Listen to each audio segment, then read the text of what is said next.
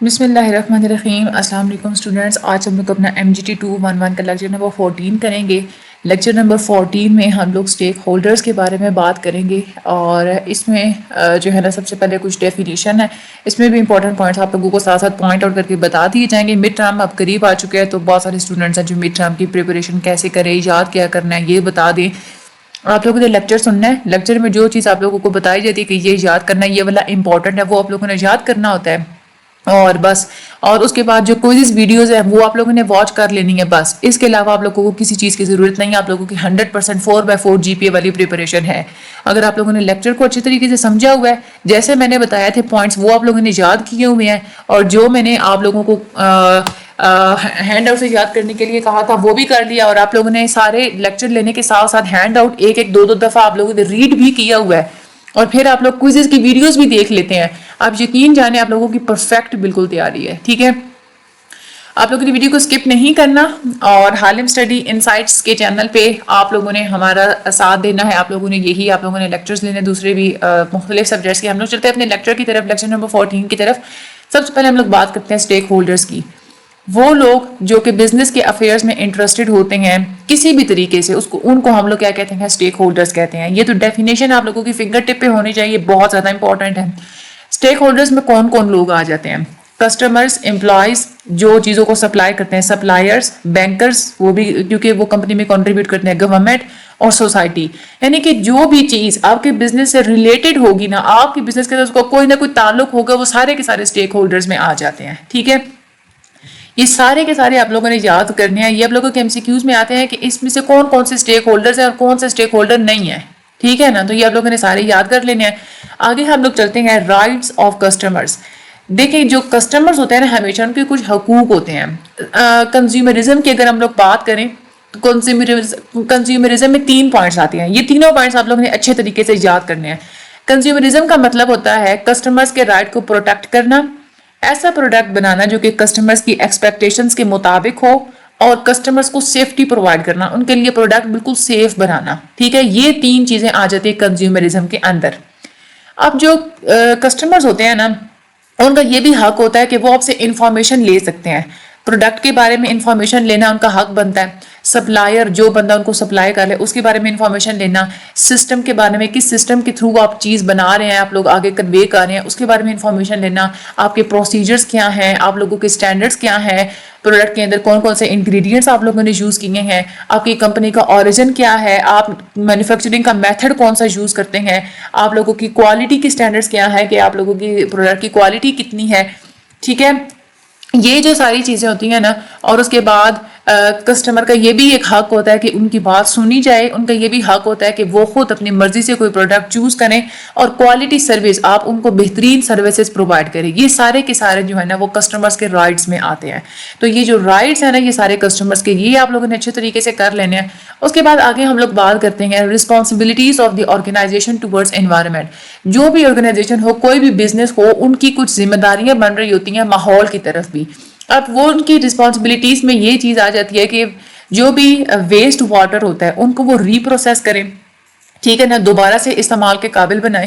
جو بھی waste material in کو ریسائیکل کریں، دوبارہ سے یوز کے قابل بنائیں. اسموک جو وہ انوائرمنٹ میں چھوڑ رہے ہیں، پہلے اس کو پروسیسنگ کریں، اس کو فلٹر کریں، تب چھوڑیں. اور جو ہیٹ ان کے پلانٹ سے نکل رہی ہے اس کو بھی ری پروسیس کریں، تاکہ جو ماحول ہے نا، جو انوائرمنٹ ہے، وہ خراب نہ ہو. ٹھیک ہے، تو یہ رسپانسبلٹیز بھی ساری آپ لوگوں نے یاد کرنی ہے. ٹھیک ہے، اس کے بعد آگے ہم لوگ کچھ ایڈورٹائزنگ کی بات کرتے ہیں کہ بزنس میں آپ لوگ پھر ایڈورٹائزنگ بھی تو کرتے ہیں نا. ایڈورٹائزنگ میں بھی آپ لوگوں نے ایتھکس کا خیال رکھنا ہوتا ہے.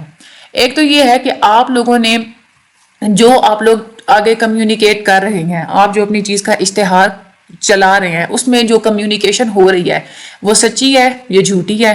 ٹھیک ہے، پروڈکٹس آپ لوگوں کے ایسے نہیں ہونے چاہیے کہ لوگ اس پہ آبجیکٹ کریں، لوگ اس پہ اعتراض کریں. ٹھیک ہے، آبجیکشنیبل اپیلز، یعنی کہ آپ کا طریقہ ایڈورٹائزنگ کا وہ نہیں ہونا چاہیے کہ جس پہ لوگ آبجیکٹ کریں. ٹھیک ہے، یا فیئر فیکٹر، کوئی ایسا اپنے ایڈورٹائزنگ کا طریقہ جس سے لوگوں کے اندر کوئی خوف پیدا ہو. سیکسول کونوٹیشنز، ٹھیک ہے، یعنی کہ سیکسولی آپ کوئی ایسپائریشنز دے رہے ہیں بندے کو.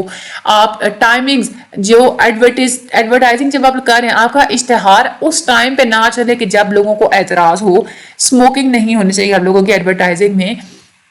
Selling product to under age customers, جو آپ لوگ ایڈورٹائزنگ میں دکھا رہے ہیں تو آپ لوگ جس ایج کے لیے اپنے پروڈکٹ بنایا ہے اشتہار میں اپنی مشہوریوں میں بالکل وہی اسی ایج کے آپ لوگ بندے یوز کریں. یہ نہ دکھائیں کہ پروڈکٹ اگر 65 سال کے بندے کا ہے تو وہ کوئی ٹین ایجر یوز کرتا ہوا نظر آ رہا ہے اشتہار میں. ٹھیک ہے.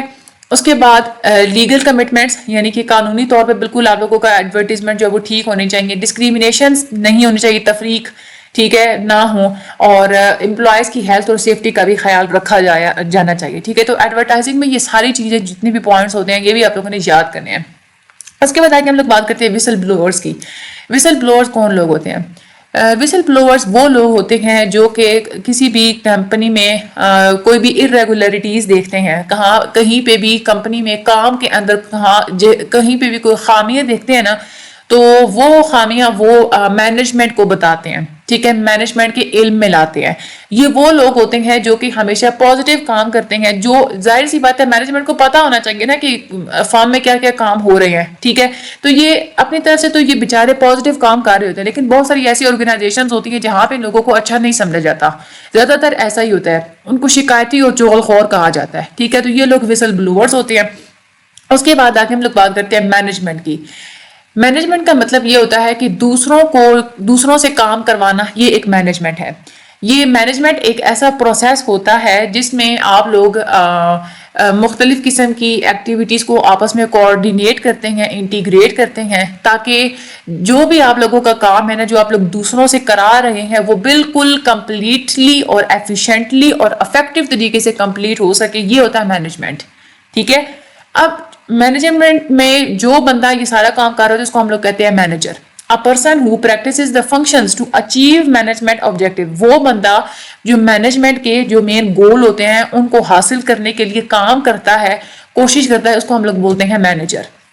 اب مینیجر کے فنکشنز کون کون سے ہوتے ہیں؟ سب سے پہلا فنکشن ہوتا ہے مینیجر کا پلاننگ, فیوچر کے بارے میں سوچنا, پلانز بنانا. دوسرا فنکشن ہوتا ہے مینیجرز کا آرگنائزنگ, آرگنائز کرانا چیزوں کو, گروپ بنانا ایکٹیویٹیز کا, یہ بندے نے یہ کام کرنا ہے, اس بندے نے یہ کام کرنا ہے. ڈیلیگیشن آف اتھارٹیز, کہ یہ بندہ جو ہے نا اس کے پاس اتنی اتھارٹی ہے کام کرنے کی, چیزوں کو کنٹرول کرنے کی, اس بندے کے پاس اتنی جو ہے نا وہ اتھارٹی ہے. تو آرگنائز کرنا یہ ایک فنکشن ہو گیا مینیجرز کا. اس کے بعد اسٹافنگ والا بھی کام مینیجرز کا ہوتا ہے, یعنی کہ جو خالی سیٹیں ہوتی ہیں اگر کمپنی کے اندر ان کو فل آؤٹ کرنا, نئی جو ہے وہ بھرتیاں وغیرہ کرنا, یہ سب کچھ بھی مینیجرز کا کام ہوتا ہے. کوآرڈینیشن, دوسروں کے ساتھ بات چیت کرنا, لوگوں کو آپس میں کوآرڈینیٹ کروانا, کمیونیکیشن کرنا, بات چیت کرنا, اور مختلف ذرائع سے انفارمیشن کو اکٹھی کرنا, اس انفارمیشن کو پھر پروسیس کرنا. ٹھیک ہے. اس انفارمیشن کی جانچ پرکھ کرنا, پھر اس انفارمیشن کو ڈسیمینیٹ کرنا, یعنی کہ آگے پہنچانا, اپنی کمپنی میں مختلف امپلائز کو پہنچانا, اس کو ڈسٹریبیوٹ کرنا. کمپنی میں اگر کوئی جھگڑا وغیرہ ہو جاتا ہے, کنفلکٹ وغیرہ ہو جاتا ہے, اس کو ہینڈل کرنا. اس کے بعد نیگوشیشن کرنا, لوگوں کو آپس میں جو ہے نا وہ صلح کروانا, باہمی گفتگو سے مشاورت سے کام کرنا. ریسورس کی ایلوکیشن کرنا کہ کون سی چیز کہاں سے آئے گی, کون سا کیپٹل کہاں لگانا ہے, یہ بھی مینیجرز کا کام ہوتا ہے. کنٹرول کرنا اور اس بات کو یقینی بنانا کہ آرگنائزیشن بالکل اسی ڈائریکشن میں موو کر رہی ہے جس ڈائریکشن میں اس کو موو کرنا چاہیے اپنے گولز کو اٹین کرنے میں. یہ سارے جو ہے نا کام یہ مینیجرز کے آ جاتے ہیں. ٹھیک ہے. یہ بھی آپ لوگوں کی صحیح فنگر ٹپس پہ ہونے چاہیے. ٹھیک ہے. یہ آپ لوگوں کا آج کا یہ والا لیکچر تھا. اوورآل میں آپ کو بتاؤں کہ جو شروع کے جو لیکچرز ہیں نا وہ بہت زیادہ لینتھی تھی, لیکن یہ والے جو لیکچرز ہیں نا یہ اتنے زیادہ شارٹ ہیں کہ آپ اس میں سے کوئی بھی آپ لوگ اس میں سے نا چیز چھوڑ نہیں سکتے. آپ لوگوں کو کمپلیٹلی کرنا ہے, اس کو کچھ بھی نہیں آپ لوگوں نے اس میں سے چھوڑنا. ٹھیک ہے نا. اور انشاءاللہ مڈ ٹرم کی جب سیریز کمپلیٹ ہو جائیں گی تو فائنل ٹرم کی جو سیریز ہے نا وہ فائنل ٹرم کے بعد میں جو ہے نا وہ سٹارٹ کی جائیں گی. ٹھیک ہے. تو آپ لوگوں نے فائنل ٹائم پہ بھی ہمارے ساتھ ہی آپ لوگوں نے رہنا ہے. انشاءاللہ آپ لوگوں کو صحیح اس وقت بھی جلدی ٹائم پہ جو ہے نا وہ لیکچرز پرووائڈ کیے جائیں گے. ٹھیک ہے. باقی مجھے اپنی دعا میں یاد رکھیے گا. اللہ تعالیٰ آپ لوگوں کی مدد فرمائے. چینل کو سبسکرائب کرنا مت بھولیے گا, لائک کرنا مت بھولیے گا, آگے شیئر کرنا بھی مت بھولیے گا, اور مجھے اپنی دعا میں یاد رکھیے گا. Thank you so much and اللہ حافظ.